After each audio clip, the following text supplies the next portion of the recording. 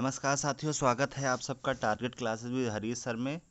हमारा हिंदी का पेडागोजी का सेशन चल रहा था, उसी के आगे आज प्रश्न देखेंगे। सबसे पहले आपको बता दें, जो हमारे चैनल पर नए हैं प्लीज़ चैनल को सब्सक्राइब करके बेल आइकन को दबा दें, इससे नए वीडियो का नोटिफिकेशन आपको टाइम से मिल सके। चलिए स्टार्ट करते हैं आज का पहला प्रश्न।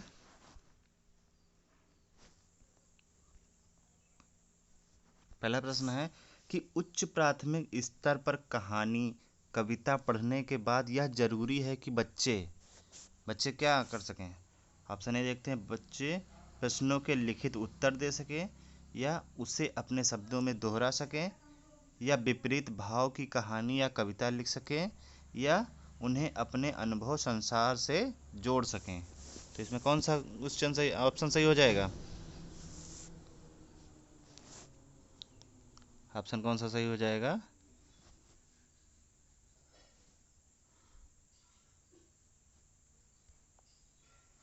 ऑप्शन आपका डी सही हो जाएगा। ऑप्शन डी, उन्हें अपने अनुभव संसार से जोड़ सके। उच्च प्राथमिक स्तर पर कहानी कविता पढ़ने के बाद यह जरूरी है कि वह अपने अनुभव संसार से जोड़ सके। ठीक है, नेक्स्ट प्रश्न देखते हैं।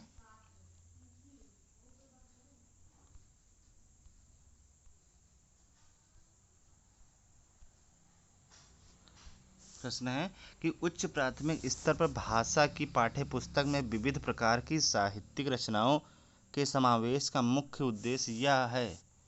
क्या उद्देश्य है देखते हैं।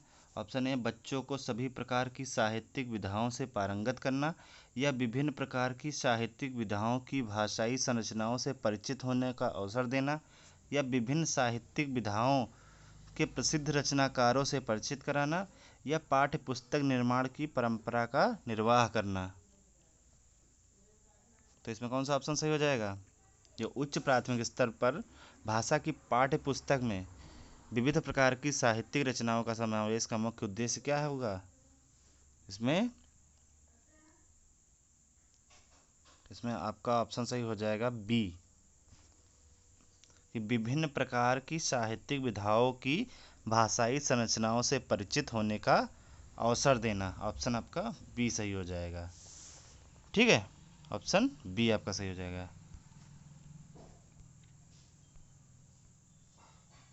नेक्स्ट प्रश्न देखते हैं कि उसने पढ़ा, उसने खाया और उसने चीखा जैसे भाषा प्रयोग दर्शाते हैं। जो ये जो वर्ड हैं ये क्या दर्शाते हैं?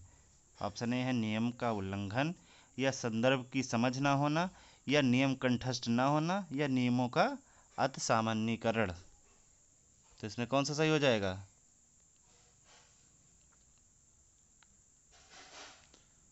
आपका कौन सा सही हो जाएगा?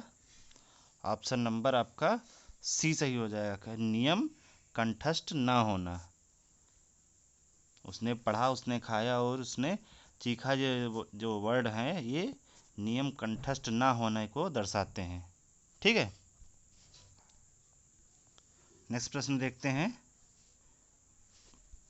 कि भाषा अर्जन है शिक्षक की आवश्यक उपस्थिति की मांग करता है, या भाषा की कक्षा में ही संभव है, या सहज स्वाभाविक होता है, या प्रयासपूर्ण होता है। तो ये भाषा जो अर्जन है ये क्या है? भाषा अर्जन में कौन सा ऑप्शन सही हो जाएगा? ऑप्शन आपका सी सही हो जाएगा, सी, सहज स्वाभाविक होता है। जो भाषा अर्जन है ये सहज और स्वाभाविक होता है। ठीक है, नेक्स्ट प्रश्न है कि भाषा अर्जन और भाषा अधिगम में महत्वपूर्ण अंतर क्या है? भाषा अर्जन और भाषा अधिगम में महत्वपूर्ण अंतर कौन सा होगा? ऑप्शन ए देखते हैं कि भाषा का कठिनाई स्तर, या भाषा की पाठ्य पुस्तक, या भाषा सीखने सिखाने की पद्धति, या भाषिक परिवेश की उपलब्धता। तो इसमें कौन सा ऑप्शन सही हो जाएगा कि भाषा अर्जन और भाषा अधिगम में क्या अंतर होगा? ऑप्शन आपका डी सही हो जाएगा। ऑप्शन डी, कि भाषिक परिवेश की उपलब्धता। ठीक है, जो वहाँ का परिवेश है, जो भाषिक परिवेश है उसकी उपलब्धता, इसमें मेन अंतर होता है। ठीक है, भाषा अर्जन और भाषा अधिगम में। नेक्स्ट प्रश्न देखते हैं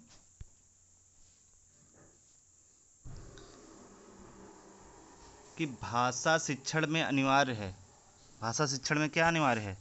मानक भाषा पर बल, या समग्रतावादी दृष्टिकोण, या विशेष आवश्यकता वाले बच्चों के साथ भिन्न व्यवहार, या वर्तनी संबंधी गृह कार्य। तो इसमें कौन सा ऑप्शन सही हो जाएगा? ऑप्शन आपका बी सही हो जाएगा कि समग्रतावादी दृष्टिकोण भाषा शिक्षण में अनिवार्य होना चाहिए। समग्रतावादी दृष्टिकोण भाषा शिक्षण में अति महत्वपूर्ण है। ठीक है, नेक्स्ट प्रश्न देखते हैं।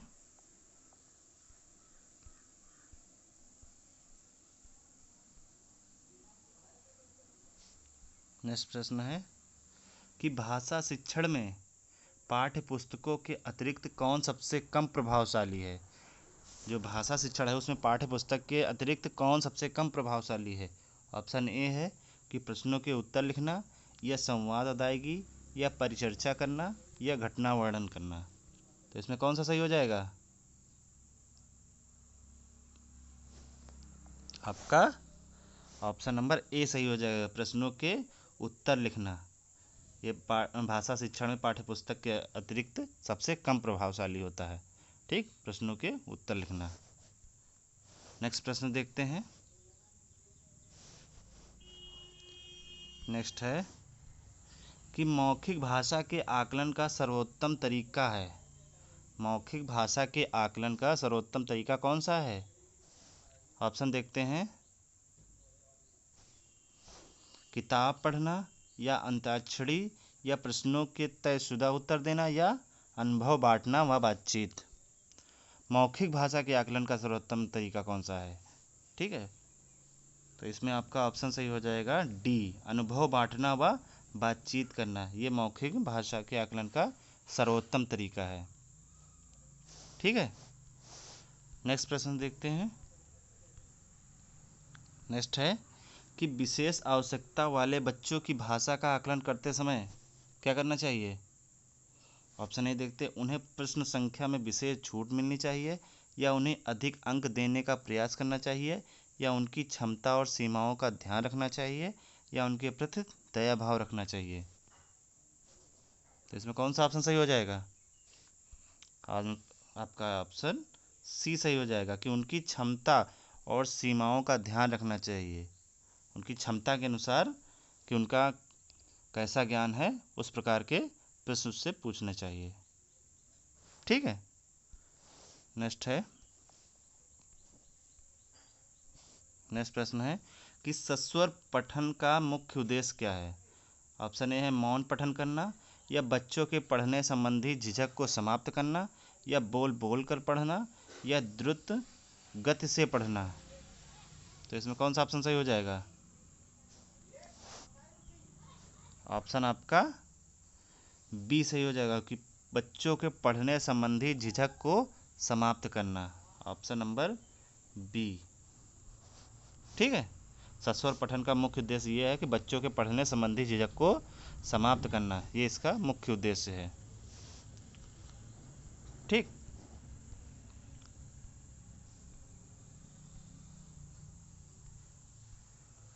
नेक्स्ट प्रश्न है कि सुमन बचपन से ही गुजराती बोल समझ लेती है, वह कभी विद्यालय नहीं जाती है, यह उदाहरण है। यह किसका है? भाषा अर्जन का, या सुमन की प्रतीक्षा का, या भाषा सीखने का, या भाषा में पिछड़ेपन का। तो इसमें कौन सा होगा? ऑप्शन आपका ए सही हो जाएगा। सुमन जो है बचपन से गुजराती बोलती है, ये भाषा अर्जन का उदाहरण है। ठीक है, ये भाषा अर्जन का उदाहरण हो जाएगा।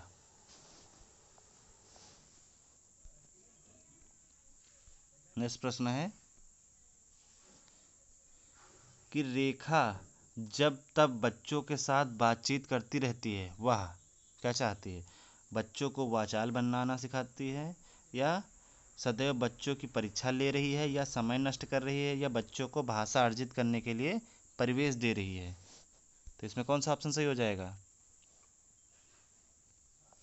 ऑप्शन आपका डी सही हो जाएगा। बच्चों को भाषा अर्जित करने के लिए परिवेश दे रही है।